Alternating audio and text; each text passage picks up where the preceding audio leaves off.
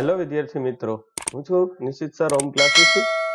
આજે આપણે મિત્રો ધોરણ 12 વાણિજ્ય વ્યવસ્થા પાઠ નંબર 2 એની ચર્ચા કરવાની છે અને આ વિડીયોને આપણે જોવાનો છે. તો આપણે ધીમે ધીમે શરૂઆત કરીએ. પાઠ નંબર 2 વાણિજ્ય વ્યવસ્થા ધોરણ 12 સંચાલનના સિદ્ધાંતો. આ સિદ્ધાંતોની ચર્ચા આપણે કરવાની છે. હવે સંચાલન છે ને સદીઓથી ચાલે છે. ઇતિહાસની વાત કરી તો સંચાલનના મૂળ તત્વો આપણને જોવા મળે. દાખલા તરીકે ચંદ્રગુપ્ત મૌર્યનું શાસન ભારતમાં હતું. શિવાજી મહારાજના સમયમાં જે રણનીતિની વ્યૂહરચના, તો આ બધી બાબતો સંચાલન છે. અનેક સંચાલન શાસ્ત્રીઓ, ચિંતકો, વિચારકો અને લેખકોએ જુદી જુદી રીતના આ સંચાલનના જુદા જુદા સિદ્ધાંતો પર કામ કર્યું. એટલે સંચાલનનો જે ખ્યાલ છે અને ઇતિહાસ છે એ પ્રાચીન છે, પણ એનું સ્વરૂપ છે ને એ સમયે બદલ્યું. છેલ્લા કેટલાક વર્ષમાં સંચાલનની વિચારધારાઓ જુદા જુદા અભિગમ, કારણ કે રોજ નવું નવું કંઈક ઘટના બનતી રહીને તે મુજબ એમાં ફેરફાર થયો. શરૂઆત ફ્રેડરિક ટેલરથી થઈ, પછી હેનરી ફેલ આવ્યા, ગિલબ્રેથ, મેક્સ વેબર, એસ્ટર બર્નાર્ડ, પીટર ડ્રકર અને ભારતની અંદર સીકે પ્રહલાદ જેવા સંચાલન શાસ્ત્રીઓએ પોતાના સિદ્ધાંતોને પ્રતિપાદન કરવા, એટલે કે સિદ્ધાંતો સ્થાપિત કરીને સંચાલનના સિદ્ધાંતને યુગાનુકૂળ, એટલે કે અત્યારના સમયને અનુકૂળ કરવામાં ફાળો આપ્યો. અને આટલા બધા જે સંચાલનના જ્ઞાતાઓ હતા, તે લોકો એ જે ફાળો આપ્યો છે એને કારણે હેરોલ્ડ કુંતસ આ સંચાલનની વિચારધારાને એક જંગલ તરીકે ઓળખાય છે, કારણ કે ઘણી બધી વિચારધારાઓ અહીંયા ભેગી થઈ છે. સંચાલનના સિદ્ધાંતો જોઈએ તો સંચાલકો માટે માર્ગદર્શક ભૂમિકા ભજવે છે. માત્ર નિયમ નથી, ધારણા, રૂઢિ અને અનુભવનો નિચોડ છે. જે સંચાલન શાસ્ત્રીઓ હતા એને પોતાની પરિસ્થિતિ મુજબના જે એને લાગ્યું એ પ્રમાણે તારણ આપ્યા અને વ્યવહારુ સાબિત છે. અમલીકરણ કર્યું તો પરિણામ મળ્યા. તો જો આ તમે આવી પરિસ્થિતિમાં તમે સંચાલનના સિદ્ધાંતોને અપનાવો તો તમારા સંચાલનની પ્રણાલીનો એક ભાગ બને. સંચાલનના સિદ્ધાંતોની વ્યાખ્યા અહીંયા છેલ્લે આપી છે મિત્રો, કે ધંધાકીય એકમમાં માનવ વર્તણૂકને સાનુકૂળ કરવા માટે નિયમ અને સિદ્ધાંત ઘડવા પડે. આ નિયમ સિદ્ધાંતથી ધ્યેય સિદ્ધિ સરળ બને. તો જે નિયમ, જે સિદ્ધાંત ધ્યેય સિદ્ધિ સરળતા માટે બનાવવામાં આવે છે, આપણે એવી વ્યાખ્યા બનાવી શકીએ, તેને સંચાલનના સિદ્ધાંતો કહેવાય. મૌખિક વ્યાખ્યા પણ તમારી ચાલે. તો એનો અર્થ જોયો. આગળનો મુદ્દો જોઈએ આપણે. ખ્યાલ. સંચાલનની અંદર મિત્રો કળા અને વિજ્ઞાન બંને છે. વિજ્ઞાન એટલે છે કે સિદ્ધાંતો છે, પણ શુદ્ધ વિજ્ઞાનની જેમ સંચાલનના સિદ્ધાંતો જડ નથી, પરિવર્તનશીલ છે. એટલે કે આ સિદ્ધાંત માનવ વર્તણૂક સાથે સંબંધ ધરાવે છે. હવે માનવ વર્તણૂક કોઈ દિવસ એક સરખી રહેતી નથી, એમાં ફેરફાર કરવો જ પડે. માનવ વર્તણૂક અને ટેકનોલોજી એવા પરિબળો છે કે જે વારંવાર બદલે છે, એટલે સિદ્ધાંતોને આપણે ફેરફાર કરવો પડે. વિજ્ઞાન છે, સિદ્ધાંત છે, પણ જડ નથી. સંચાલનના સિદ્ધાંતો એ નિર્ણય કરવો, કેમ નિર્ણય લેવો અને એનો અમલ કેમ કરવો, એટલે કે નિર્ણય લેવો, અમલ કરવો, આ બાબત માટે વિસ્તૃત અને ચોક્કસ માર્ગદર્શિકા આપે છે મિત્રો, કે તમે આ ગાઈડલાઈન ઉપર હાલ્યા જાવ તો તમને કોઈ વાંધો આવે નહીં. એના દ્વારા કર્મચારીની કાર્યક્ષમતા વધે. ઉદાહરણ આપ્યું છે કે કર્મચારીની બઢતી અંગેના નિર્ણય માટે નોકરીના વર્ષને આધારભૂત ગણવામાં આવે તો બીજું એકમ એવું છે કે એની કાર્યક્ષમતા મુજબ પણ બઢતી આપે. નોકરીના વર્ષો એ પણ સારી વાત છે, કારણ કે જેટલો અનુભવ છે એના વર્ષોનો, અને કાર્યક્ષમતા, અનુભવ ભલે ઓછો છે પણ એનું કામ કરવાની જે ઢબ છે એને લીધે પણ બઢતી મળે. તો આ સિદ્ધાંતો આ રીતના આપણને કામ આપે છે અને માર્ગદર્શન પૂરું પાડે છે. સિદ્ધાંતો અને પ્રયુક્તિ વચ્ચેનો ભેદ છે. હવે પ્રયુક્તિ એટલે પદ્ધતિઓ. તો પદ્ધતિ જે છે, મેથડ્સ, એ પગલાનો સમૂહ છે અને સિદ્ધાંતો છે એ માર્ગદર્શિકા છે. નિર્ણયો તમે લ્યો, આ માર્ગદર્શન અમે આપી છે. પ્રયુક્તિની જેમ સિદ્ધાંતો અને મૂલ્યો વચ્ચે પણ ભેદ સમજવો પડે. દાખલા તરીકે મૂલ્ય શું છે? કે સ્વીકાર્ય કે ઈચ્છનીય કાર્ય છે અને નૈતિકતાપૂર્વક કરવું જોઈએ. આમ કરો તો હાલે, પછી કદાચ ન કરો તો તમારું નૈતિકતા ઓછી છે એમ ગણાય. જ્યારે સિદ્ધાંતો એ માનવ વર્તણૂક માટેનું સર્વસામાન્ય સત્ય છે, માણસ કેમ કામ કરે છે અને એની માર્ગદર્શિકા છે, એટલે સિદ્ધાંતો છે. તો આ રીતના કોન્સેપ્ટ આપણે ક્લિયર કરશું. આપણે આગળનો મુદ્દો જોઈએ, સંચાલનનું સ્વરૂપ.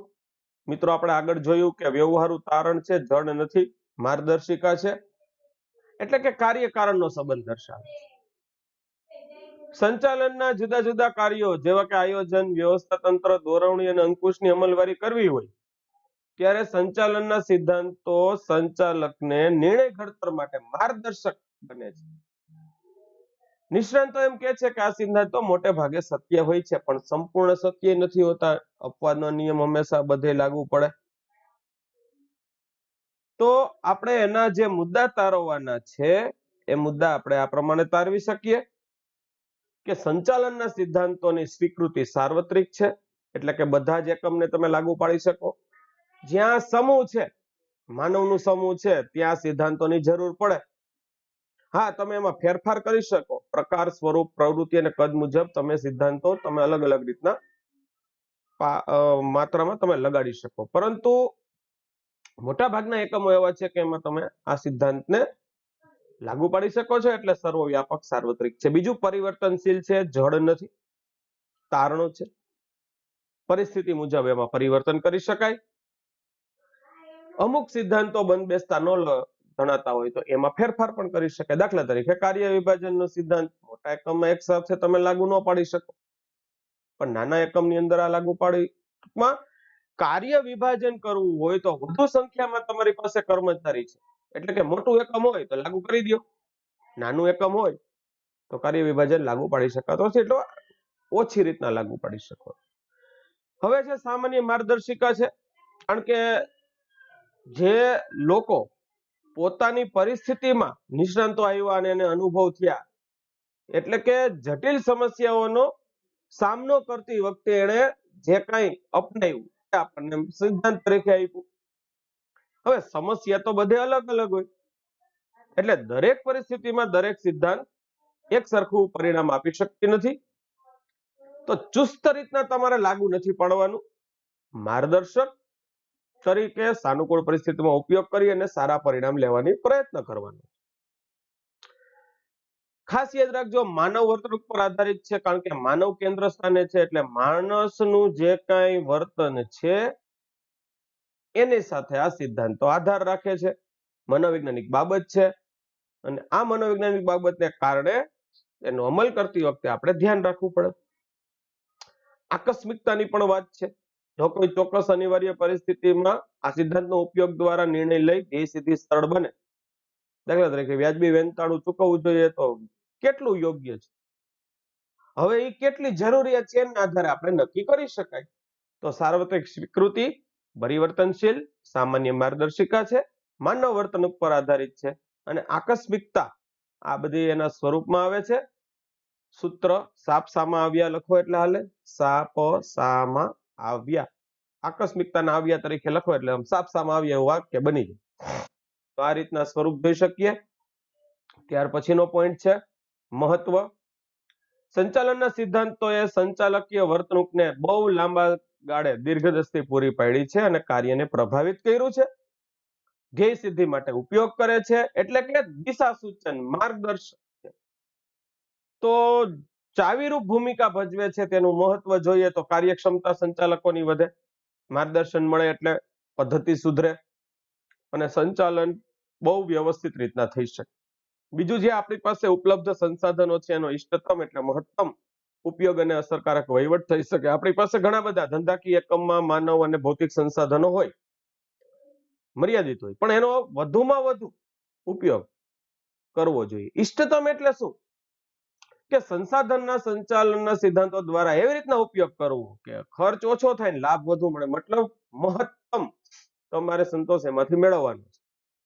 સંચાલનના સિદ્ધાંતો સંચાલકને નિર્ણય કેમ લેવા, કાર્યનું કારણ અને અસર જોવા માટે તક આપે, પ્રયત્ન કરો અને ભૂલ થાય તો એને સુધારો.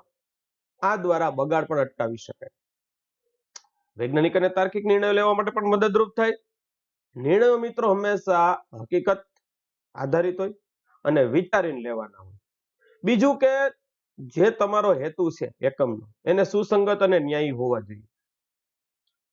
આ સિવાય નિર્ણયો સમયસર, વાસ્તવિકતાપૂર્ણ અને અસરકારક હોવા જોઈએ, તો જ કામ ના આવે.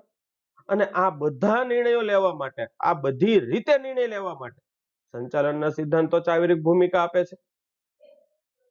આ સિદ્ધાંતનો ઉપયોગ કરીને પક્ષપાત અને પૂર્વગ્રહ કોઈને પક્ષે નહીં, અથવા તો કોઈ આવા જ છે એવું માનીને, પૂર્વગ્રહ એટલે એવું કે કોઈ વ્યક્તિની છાપ આવી જ છે એ આવા જોઈએ એવું નહીં, પણ બધું સમજી વિચારીને યોગ્ય નિર્ણય લઈ શકાય છે.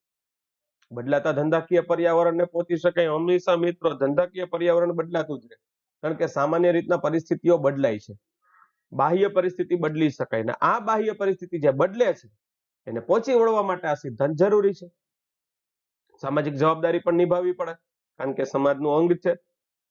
નફાના ધંધાનો એક ધ્યેય ગણવામાં આવે, પણ એકમાત્ર ધ્યેય નથી. સમાજનો વિકાસ અને ઉન્નતિ પણ ધંધાકીય એકમનું ધ્યેય છે.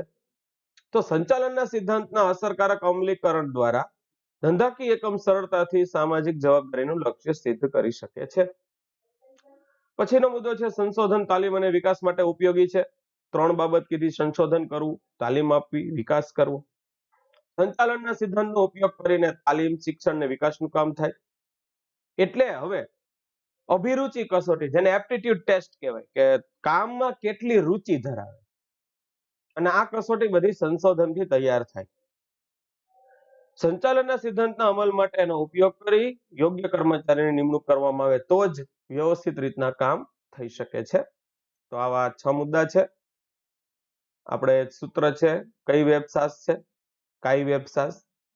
સંચાલકની કાર્યક્ષમતાનો કા લીધો, ઇષ્ટતમ ઉપયોગનો ઈ લીધો, વૈજ્ઞાનિકનો વે, બદલાતો બ, સા એટલે સામાજિક, સ એટલે સંશોધન. કાઈ વેબસાસ એના મહત્વના મુદ્દા છે. 6 મુદ્દાનો પ્રશ્ન છે. પછીના પ્રશ્નની ચર્ચા કરીએ તો સંચાલનની વિચારધારાઓ છે ઘણી બધી. હવે આ સંશોધન થયા, અભ્યાસ અને પરિણામને આધારે ઘણી બધી વિચારધારાઓ વિકસી. આ દરેક વિચારધારાઓ સમય મુજબ અલગ અલગ દ્રષ્ટિબિંદુથી રજૂઆત કરે. આ વિચારધારાઓમાં પણ અનેક સંચાલન શાસ્ત્રીઓને અલગ અલગ મત છે, અને એના સિદ્ધાંતો પણ અલગ અલગ છે, એટલે અનેક શાખાઓનો વિકાસ થયો છે. આ વિચારધારાઓને આપણે અભિગમ કહી શકીએ છીએ.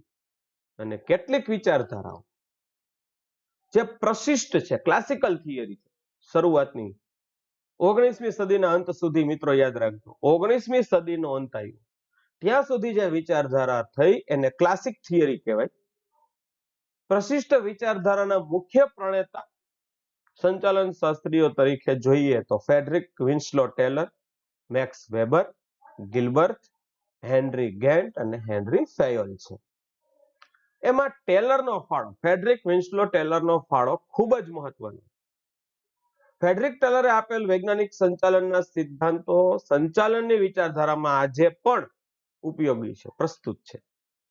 વૈજ્ઞાનિક સંચાલનનો અભિગમ રૂઢિગત પદ્ધતિ કાઢી નાખી, જે પહેલેથી જ હાલ્યું આવતું હતું એને કાઢો, પણ એને બદલે સમય અને ગતિના નિરીક્ષણ દ્વારા વૈજ્ઞાનિક રીતે રજૂ થયેલા સિદ્ધાંતોને અપનાવવાની તરફેણ કરે.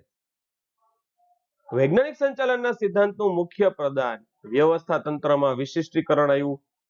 વેતન પ્રથા આખી ફરી ગઈ. ઉત્તેજક, જે લોકો સારું કામ કરે એને વધુ વેતન આપો. જવાબદારી અને કાર્યની વૈજ્ઞાનિક વહેંચણી કરો, જે સારું કામ કરે છે એને જવાબદારી વધુ આપો, વ્યવસ્થિત રીતના વહેંચો. બીજું, હેનરી ફેયલનું પ્રદાન પણ સારું છે.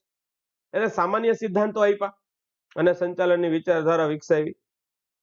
એમણે કાર્યની સપાટી નક્કી કરી લીધી અને કાર્યની મર્યાદા પણ નક્કી કરી, અને જુદા જુદા સ્તરે સંચાલકોએ કઈ કઈ ફરજ બજાવી તેના સાર્વત્રિક સિદ્ધાંતોનું માર્ગદર્શન આપ્યું, સાર્વત્રિક રીતના લાગુ પડે એવા.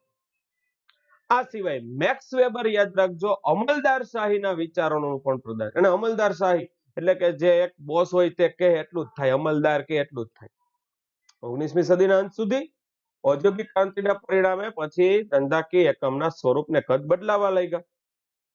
એટલે જે આ ક્લાસિકલ થિયરી હતી એમાં પણ થોડીક મર્યાદા હતી, એટલે આવશ્યકતા ઊભી થઈ એમાં ફેરફાર કરવાની. મુખ્ય મર્યાદાઓ પ્રશિષ્ટ વિચારધારાની, મિત્રો 2 માર્કમાં પૂછાય, અને એ 2 માર્કની આપણે મર્યાદાઓ અહીંયા આવી છે. એક તો નાણાકીય ઉત્તેજનને વધુ સ્થાન છે, પૈસા આપો ને કામ કરાવો. બીજું માનવીય અભિગમનું ઓછું મહત્વ છે. અને ત્રીજું અવૈધિક સંબંધો ગણતા જ નથી. મિત્રો, નાણાકીય ઉત્તેજન, પૈસાથી જ કામ થતું. 19મી સદીના અંત સુધી આ જે વિચારધારા હતી ને, માણસને માણસ તરીકે ગણવું એવું અભિગમ ઓછો હતો. અને જે મિત્રતાથી જે સંબંધ બને છે, અવૈધિક સંબંધ છે, એની અવગણના થતી હતી. આ 3 માર્કમાં પૂછાય પ્રશિષ્ટ વિચારધારાઓની મર્યાદા. મિત્રો, આવા વચ્ચે વચ્ચેથી જે પ્રશ્નો પૂછાય છે એ તમને ચાલુ લેક્ચરે કહેતો જાઉં છું. ધ્યાન આપવું. બને તો મિત્રો બહુ સરસ એક ટેકનિક આપું છું, આની નોટ બનાવતા જાઓ. જો નોટ બનાવશો એટલે એકવાર જોશો, વાંચશો, લખશો અને તમે લખેલું છે એટલે તમે એને અલગ જ પ્રશ્ન બની ગયો. તો આ રીતના તમે બનાવી શકો છો. ટિપ્સ એન્ડ ટ્રિક્સ પણ તમે જોતા જશો ભેગા. એક પિરિયડમાં મને એવી લેવાની ઈચ્છા થઈ છે કે આ રીતની તમને કઈ રીતના થિયરિકલ સબ્જેક્ટ્સમાં 100 આઉટ ઓફ 100 લેવા એની ટિપ્સ પણ દેવાની ગણતરી છે અને વિડીયો પણ હું રજૂ કરીશ. આગળની વાત કરીએ. નવો પ્રશિષ્ટ એટલે કે નિયો ક્લાસિકલ નવી વિચારધારા આવી. હવે પ્રશિષ્ટ વિચારધારાની ખામીને દૂર કરવા માટે નવા અભિગમ આવ્યા. એને નવ પ્રશિષ્ટ વિચારધારા કહેવાય. 19મી સદીના અંત ભાગમાં ઔદ્યોગિક ક્રાંતિની વાત કરી એટલે ઉદ્યોગનું સ્વરૂપ બદલ્યું અને સંચાલનના નવી રીત તરેહ એટલે રીતની જરૂર ઊભી થઈ. 20મી સદીની શરૂઆતમાં એક ઓસ્ટ્રેલિયન ઔદ્યોગિક અને મનોવૈજ્ઞાનિક હતા. એનું નામ હતું એલ્ટન મેયો. એણે વર્તન પ્રયોગ કર્યો અને આ પ્રયોગોએ વર્તનવાદી વિચારધારા, મિત્રો ધ્યાન રાખજો, વર્તનવાદી વિચારધારા, હોર્થનનો પ્રયોગ અને નવ પ્રશિષ્ટ વિચારધારાના પ્રણેતા, આ ત્રણેયમાં એક જ કેરેક્ટર આવશે, એલ્ટન મેયો. નવ પ્રશિષ્ટ વિચારધારાના સંચાલન અંગે વર્તનલક્ષી વર્તનવાદી અભિગમ એ જે જૂથ છે, જે ટીમનું વર્તન છે એના ઉપર ભાર મૂકે છે. પ્રશિષ્ટ વિચારધારાઓને જ આધારરૂપ રાખીએ પણ અવૈધિક વ્યવસ્થા તંત્ર, માનવ વર્તન, માનવ સંબંધ, માણસને પ્રેરણા આપવી, આવા તત્વોનો ઉમેરો કર્યો. હવે નવ પ્રશિષ્ટ વિચારધારાના મુખ્ય યોગદાન કર્તાઓમાં એલ્ટન મેયો તો છે જ, પછી રેન્સિસ લિકર્ટ, હર્ઝબર્ગ, ક્રિસ આર્ગિરિસ અને મેક ગ્રેગર અને માસ્લો. આ નામ યાદ રાખજો.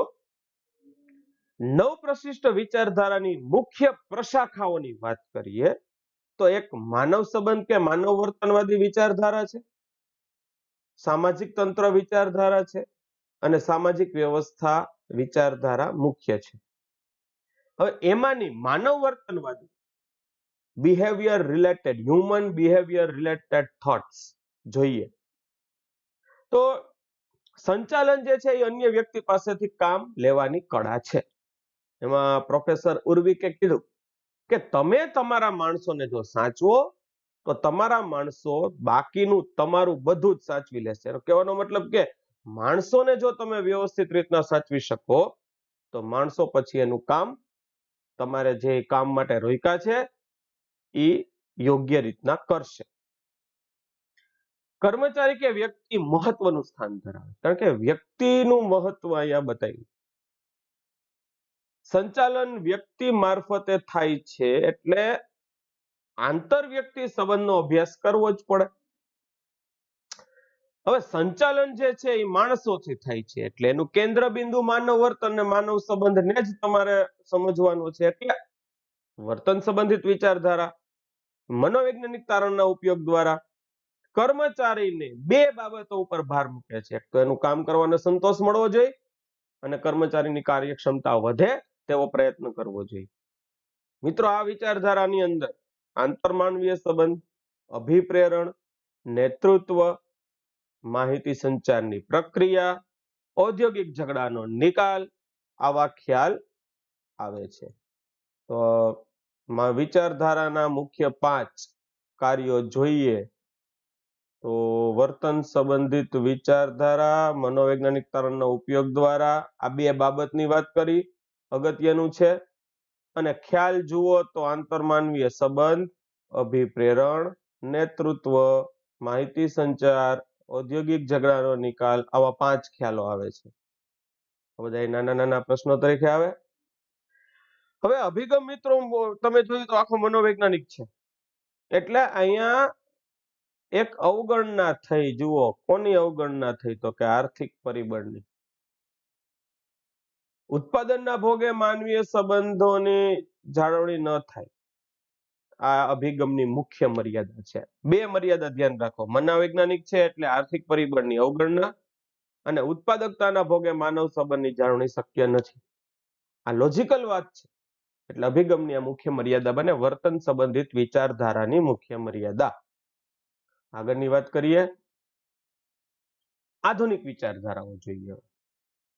પ્રશિષ્ટ, નવપ્રશિષ્ટ અને 1960 પછીની વાત કે ધંધાકીય એકમના સ્વરૂપમાં પરિવર્તન આવ્યું, કારણ કે કંપની સ્વરૂપ ધીમે ધીમે આવવા માંડ્યું, એટલે વિશિષ્ટ અભિગમની જરૂરિયાત ઊભી થઈ. સંચાલન માત્ર ધંધાકીય ક્ષેત્રમાં જ ન રહ્યું, પણ બધે જ આવી ગયું, વ્યાવસાયિક સંગઠન. એટલે મનોવિજ્ઞાન, સમાજશાસ્ત્ર, આંકડાશાસ્ત્ર, ગણિતશાસ્ત્ર અને કમ્પ્યુટર ઇન્ફોર્મેશન ટેકનોલોજીના ઉપયોગની પણ આ વિચારધારામાં ભલામણ કરી, એટલે કે હિમાયત કરી. મિત્રો, યોગદાન આપનાર લોકોમાં કુંતસ, ઓડોનલ, જ્યોર્જાર ટેરી જેવા સંચાલન શાસ્ત્રીય પ્રદાન આપ્યું. આ ઉપરાંત Peter F Drucker, William Ouchi અને સીકે પ્રહલાદ આ પણ આધુનિક વિચારધારાઓમાં ફાળો આપ્યો છે. મિત્રો, 3 પ્રકારની વિચારધારાઓ છે અને ત્રણેયના જે યોગદાન આપનારાઓ છે એના નામ મિત્રો ખાસ ધ્યાન રાખજો. આગળનો મુદ્દો જોઈએ. ફેડરિક ટેલરના વૈજ્ઞાનિક સંચાલનનો સિદ્ધાંત. Frederick Winslow Taylor. Frederick Winslow Taylor પ્રશિષ્ટ વિચારધારામાં યોગદાન આપ્યું. અમેરિકન મિકેનિકલ એન્જિનિયર હતા. શરૂઆતમાં સામાન્ય કર્મચારી એટલે કે એપ્રેન્ટિસ તરીકે કારખાનામાં જોડાયા. પછી એક કંપનીમાં એણે યોગદાન આપ્યું અને તેઓ બેથલહેમ સ્ટીલ કંપનીમાં મેનેજર બન્યા. ફેડરિક ટેલરે સૌ પ્રથમવાર આ એના કાર્યકાળ દરમિયાન વૈજ્ઞાનિક સંચાલનના સિદ્ધાંત રજૂ કર્યા. એટલે મિત્રો ધ્યાન રાખજો કે વૈજ્ઞાનિક સંચાલનના પિતા એ ફેડરિક વિન્સલો ટેલર જ થશે. હવે એ શું કે છે? બહુ સરસ વાત કરે છે કે ધંધાકીય એકમમાં સામાન્ય રીતના 2 વર્ગો મહત્વના છે. એક માલિક અને બીજા કામદાર. માલિક એનો મુખ્ય હેતુ કે સંચાલક હોય એનો મુખ્ય હેતુ નફો અને સંપત્તિકરણનું મહત્તમીકરણ છે. કર્મચારીઓને બીજા શેમાં રસ છે? તો કે વેતનમાં, કાર્ય સંતોષમાં રસ છે. હવે આ 2 જૂથ વચ્ચેના ધ્યેયની એક સૂત્રતા જાળવવામાં સંઘર્ષ થાય, ઝઘડો થાય જ. તો આ બાબતે ફેડરિક ટેલરે જે રૂઢિગત પદ્ધતિ હતી એને પડકાર કર્યો અને નવી પદ્ધતિને વિકસાવી. મિત્રો, રૂઢિગત પદ્ધતિ શું હતી? તો કે મજૂરો હુકમ આપે ને કામ કરતા. હુકમ આપે અને એ કામ થઈ જાય. હવે આ રૂઢિગત પદ્ધતિનો જે નિયમ છે એને હુકમનો નિયમ એટલે કે રૂલ ઓફ થંબ કહે છે. આ સમજાવવાનું પૂછશે. મજૂરોનો કોઈ સ્વતંત્ર અવાજ નહોતો. માલિકો જો હુકમી કરતા, વર્ચસ્વ વધી ગયા હતા. એટલે હુકમના નિયમને બદલે ટેલરે વૈજ્ઞાનિક દ્રષ્ટિકોણ સાથે નવા ખ્યાલ રજૂ કર્યા અને વૈજ્ઞાનિક સંચાલન તરીકે ઓળખાય છે. અર્થ જોઈએ કે વૈજ્ઞાનિક સંચાલન કોઈ ખાસ એકમમાં કે કારખાનામાં કર્મચારીઓના પક્ષે સંપૂર્ણ માનસિક રીતના ક્રાંતિ છે. મતલબ કે તે માનસિક રીતના પોતાએ બીજું કઈ કરવાનું નથી, પણ પોતાનું માનસિક લેવલ જાળવી રાખવાનું છે. એવી જ રીતના કાર્ય, ફરજ, સહકાર્યકર્તા અને માલિકો પ્રત્યેની પણ સંપૂર્ણ માનસિક ક્રાંતિ છે. મતલબ કે તે માનસિક રીતના બધા કાર્યો કરવા સ્વસ્થ છે. વ્યાખ્યા વાત કરી કે તમે માણસો પાસે શું કરાવવા માંગો છો તે જાણો, પછી ચોક્કસ રીતે અને ઓછામાં ઓછા ખર્ચે કામ કરે તે જોવું એટલે વૈજ્ઞાનિક સંચાલન. આની વ્યાખ્યા છે. હવે ફેડરિક ટેલર જે હતા એ પોતે એક એન્જિનિયર હતા, એટલે અભ્યાસને આધારે એમણે તારવ્યું કે જ્યાં સુધી કામદારને ઊંચો અને ઉત્તેજક વેતન દર નહીં મળે ત્યાં સુધી સરખું કામ નહીં કરે. ઓબ્વિયસ વાત હતી, સ્પષ્ટ વાત હતી. કામદારો પાસે પણ જો મજૂરી કરાવ્યા વગર ઊંચી ઉત્પાદકતા પ્રાપ્તિ કરવા માટે વૈજ્ઞાનિક રીતનો ઉપયોગ કરી નીચો ઉત્પાદન ખર્ચ મેળવવો જોઈએ. મતલબ કે બે પક્ષે પોસાય તેવી પદ્ધતિ. સંચાલકો વેતન દર ઘટાડવો ન પડે અને કામદારોને કામચોરી ન કરવી, આવી પદ્ધતિ અપનાવવા માટે વૈજ્ઞાનિક અભિગમ આપ્યો. રૂઢિગત સંચાલનના પડકાર સ્વરૂપે તેમણે ક્રાંતિકારી વિચાર રૂપે વૈજ્ઞાનિક સંચાલનને રજૂ કર્યું મિત્રો. અને એની મુખ્ય બે બાબતો છે, સોરી 3 બાબત છે કે દરેક કામદારને તેમની બુદ્ધિ અને શક્તિ મુજબ જ કામ સોંપો. કારણ કે તમે જ્યારે કામે રાખો છો ત્યારે તમે એને માપી લ્યો. કક્ષા જે તમે નક્કી કરી, લેવલ તમે નક્કી કર્યું, એના મુજબ મહત્તમ કામ કરવા માટે જ સૂચના આપો કે ભાઈ આટલું કામ તો થવું જ જોઈએ. અને આ કામમાં જો ઝડપથી અને કાર્યદક્ષ રીતના કામ કરનાર દરેક કામદાર તેમનું જે લેવલ છે એના કરતા 30% થી 100% ના દરે વધુ વેતન આપો. જે સારું કામ કરે, ઝડપી કામ કરે એને વધુ વેતન આપો. તો આ એના મુખ્ય બાબતો હતા. એક તો બુદ્ધિ શક્તિ મુજબ કામ આપો, મહત્તમ કામ થાય એવી સૂચના આપો, અને મહત્તમ કામ ઉપરાંત જે કામ કરે છે તેને 30 થી 100% ના દરે વધુ વેતન આપો. તો આ ફ્રેડરિક ટેલરના વૈજ્ઞાનિક અભિગમ હતા. આગળની જે ચર્ચા છે આપણે નેક્સ્ટ પીરિયડમાં કરશું. ત્યાં સુધી ગુડ બાય.